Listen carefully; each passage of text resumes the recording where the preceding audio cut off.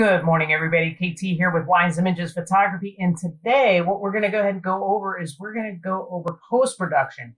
And we're going to go over a few quick different ways that we can go ahead and achieve getting a red eye. And we're actually going to go ahead and compare how does Photoshop do versus how does Lightroom do. And then at the end, you guys get to pick out which one you think is the easier method. We're going to go ahead and start off with Photoshop first. We're inside of Photoshop right now. I've already zoomed in on the photographs. My friends were kind enough to let me use their photographs and use their eyeballs for this video. And you can see here that they both have red eye. And it was because we were in a low light situation. We were also on a cell phone, and I talked more about that in the other video, and I'll go ahead and link that in the description below. But without further ado, there is a tool over here on the far left-hand side. Normally, you're going to see the spot healing tool. That's what you were going to see. And so I did read an article, and they do use that as one of their methods. Now, before I ever do anything to something inside of Photoshop, I always like to duplicate my background layer. The reason why I do that is because I like to make adjustments on the backup, not the actual original, because if I mess up really bad, I accidentally hit save and then I've saved over the original by accident, then I can never get it back. So I always like to do stuff on the background layer. So I've gone ahead and picked this spot healing brush. What I'm going to do is I'm actually going to go ahead and zoom in a little bit more. I hit Z there to go to the zoom, and I can hit J, and it's on the spot healing brush over here on that right. That's the J. But I have the spot healing brush tool, even though there's other tools I can pick from. That's what I have highlighted right now. That's why it popped to that particular tool. And all I have to do is I can color over the eye, and that really didn't work very well. So I am going to go ahead and do something else. I'm going to go ahead and right click, and I'm going to go ahead. Maybe if Photoshop will agree with me, I'm going to hit the red eye tool. So I just right clicked, drop down to the red eye tool, and I've hit my space bar so I can move over with that hand. And then I'm going to go ahead and take my cursor, left click on the mouse, drag over, and ta-da. That actually did I think that did a really halfway decent job. What I have found, because I have done this a couple times with this particular photo, sometimes it's working and sometimes it's not. And I think that might have to do with the fact that this is a very blurry image. So it worked over there. Let's see if it works over here. Let's go ahead and hit our J. Remember that we had already selected the red eye tool. Make sure you take the whole eye. I did find that that seemed to be better. Well, it's actually working. It's so funny because earlier today I did this and it wasn't working at all, but now it is. So it looks like hit or miss. See, there you go. That one is the hit. That was the miss. The other two were pretty much hits. So it kind of depends, I guess, on the photo or how Photoshop is feeling for that day. So that is it with Photoshop. Let's jump over to Lightroom. If you guys hadn't noticed, I'd already kind of had my picks there of which ones I knew, which one I felt works a little bit better. I forgot to clear those off. So let's real quickly here, let's go ahead and do Lightroom. Over here on the far right, I'm going to move myself out of the way so that way you don't have to see, I'm not covering up the tools here.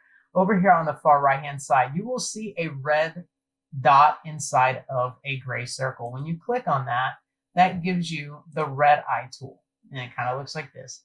What you do is you take the middle of the cursor and you put it in the middle of wherever you have the red eye. You go ahead and click on it, and ta-da, there you go. So it's actually just, I think it's kind of going relatively quickly there. That one might be a little bit too big for her pupil. So I'm going to show you what it looks like when you drag it away. It basically just puts a black dot over there. So going back here, if you want to change the size, you can hover over till you get your double arrows. You can make it narrower, you can make it bigger, you can make it wider. So you can go all different directions, and then you can make it small and make sure that it is actually hitting spacebar to move it. Just click right inside the eye, and then you can just adjust it. So those are a couple of different ways that you can go ahead and fix red eye.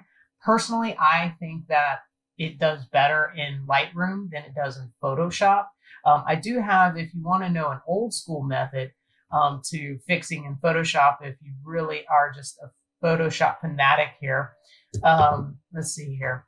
I've cleared out that eye because I knew that was the last thing that I had done. So I hit Control Z to take away what I had done to this one eye over here on the left. Now, another idea, if you really gung-ho about Photoshop, go ahead and click on New Layer. Now we have a new layer, and make sure it's highlighted. And I am going to go ahead and make sure that I have my color on black. And then I'm going to hit V for my brush tool. And then I'm going to actually go ahead and actually, before I do that, I want to desaturate her eye a little bit because, and I'm going to show you why. Let's go ahead and do this with me, just original, without desaturating the eye. I color over her eye. I come over here and I change their layer focus to overlay.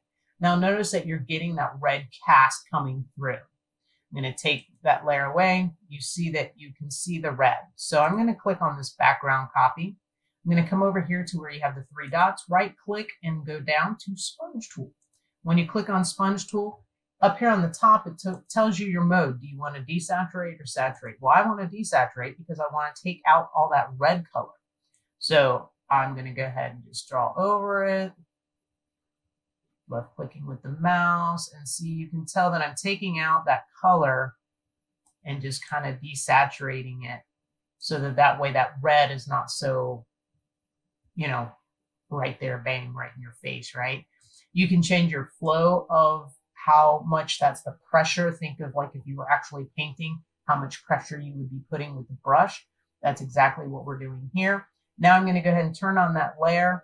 Her eye, it kind of looks a little off. If you ever feel like, oh, well, when I was drawing, it didn't quite fit right on her eyeball, you can always hit the E for the eraser tool over here on the right, E, and then you can kind of go, oh, I'm going to just shape it up a little bit here, shape it up here, and you know, you can kind of erase a little bit and kind of make it fit the pupil. And then you can go ahead and lower the opacity down to what you think looks good, and then back off.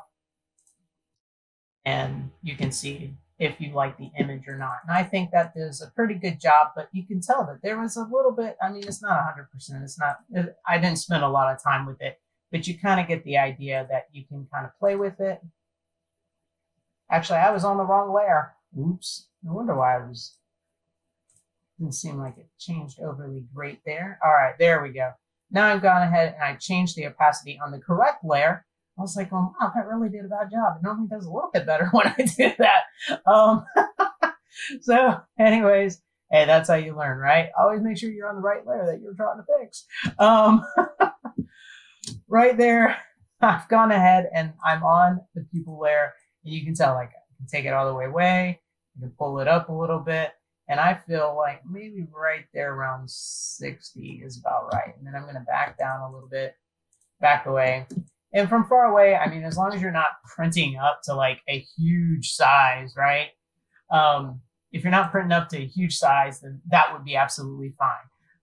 I find that if I'm going to print up something big, I'm a little bit more of a pixel peeper. But if I am not going to blow something up to a really huge size, or I know that it's just going to be on a cell phone, like everybody's going to look at it that way, or print it up to 4x6, I'm not really in there pixel peeping because most people are really not going to